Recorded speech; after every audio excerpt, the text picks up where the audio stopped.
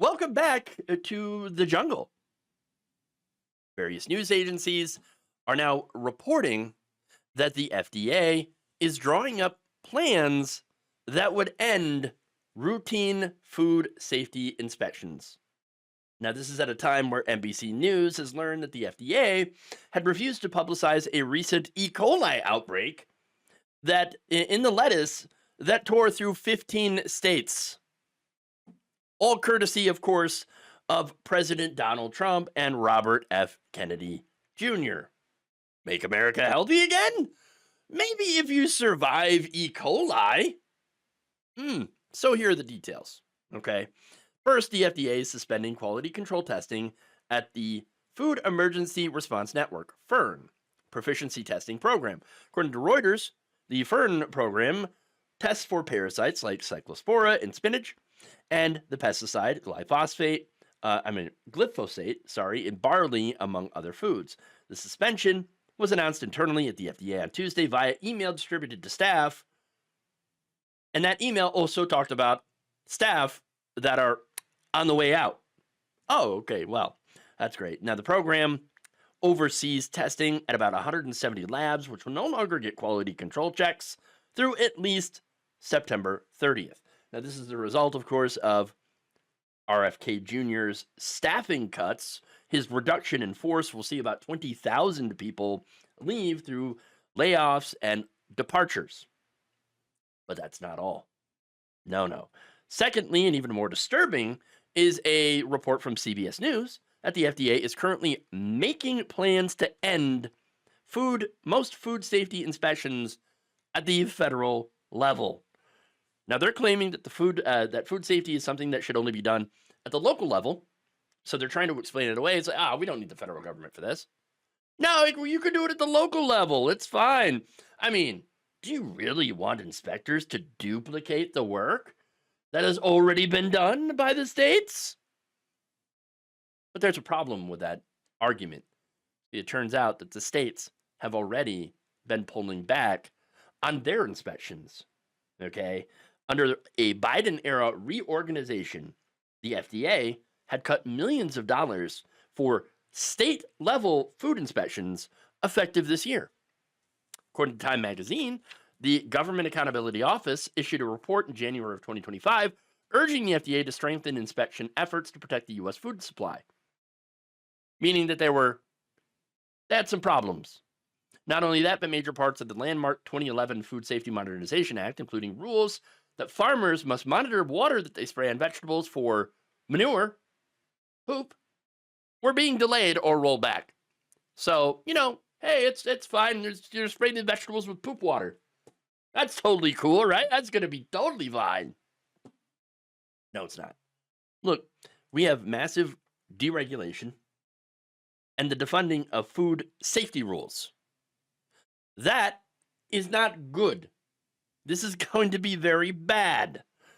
In fact, according to Darren Detweiler, a food safety advocate whose son, a toddler at the time, died of E. coli in 1993 during an outbreak at the Jack in the Box restaurants, said, quote, "We have always had a problem with having adequate funding and staffing for the level of complication that is food safety in the United States.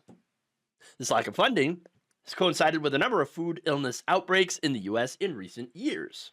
So this is a problem that goes before Donald Trump, but now is being, of course, exacerbated by Donald Trump. Okay, so now in 2024 alone, you had an E. coli outbreak linked to slivered onions at McDonald's that killed one person, an E. coli outbreak linked to organic carrots sold in grocery stores, which also killed a person, and a listeria outbreak linked to Boar's Head deli meat that resulted in 10 people losing their lives. Not good. Now, not only that, but the state's rapid response teams that were tasked with moving quickly during outbreaks saw their budgets cut by around 60%. So, gone. States also saw budgets for produce inspections cut by 40%, and funding for states' manufactured food programs, infrastructure, and training cut by 50%. So, we're making these massive cuts. We were making these massive cuts before, And now Trump is coming in to finish the job, to say, well, why don't we just cut, if not most, if not all, food inspection at the federal level, at a time where states have already massively cut their own food inspection. I mean, it's insane. Now, look, obviously, if funding and staffing is the problem on the state level, which I just pointed out, then why is RFK Jr. pulling funding and staffing from the FDA? Because at least, with the FDA, obviously, you're not going to catch everything, okay? But if you have more federal inspections, it can make up for the lack of state inspections. But they're not doing that. But it gets worse, okay? You see, the National Advisory Committee on Microbiological Criteria for Foods and the National Advisory Committee on Meat and Poultry Inspection, they have also been cut. The first was studying which babies might be at risk from the deadly bacteria found at an Abbott Nutrition infant formula plant. Remember the baby food? I remember that during the pandemic, the right wing was freaking out like, the baby formula. What a shortage, Joe Biden's baby formula shortage. Now, of course, they blame that on undocumented immigrants, but in reality, no, it's not the undocumented immigrants that were coming in and taking all the baby formula away. No, it was Abbott, that company that was creating tainted baby food formula, okay? And so that's one of the problems here. Not enough inspections, not enough food safety. That's one of the big problems here. So again, the result here is that all of us, or for all of us, is we're going to see more sicknesses from tainted food. They're not only going to increase, but, and here's what's worse, we're not going to hear about it. We're not going to know if our food is tainted until we actually get sick from it. And we could die from that. And look, the strategy here is it's on purpose. Okay? It goes back to COVID. Remember, Donald Trump was saying, why don't we just stop testing? Why don't we just stop testing people for COVID? That way the COVID numbers will go down and I'll look better. That's what they're doing here. Under these changes, the country will appear to have less foodborne illnesses, less outbreaks, because they're not doing any testing. Fewer facilities will fail food inspections. But that's because there will be less food inspections. I mean, I cannot express how horrific and disastrous all of this is going to be. We're going back to the jungle, folks. Remember, this is a book published by Upton Sinclair back in 1906. Okay? And look, the entire thing was supposed to be like, this is what's going on under capitalism, and this is why we should go to socialism. That was the whole purpose of Upton Sinclair's book.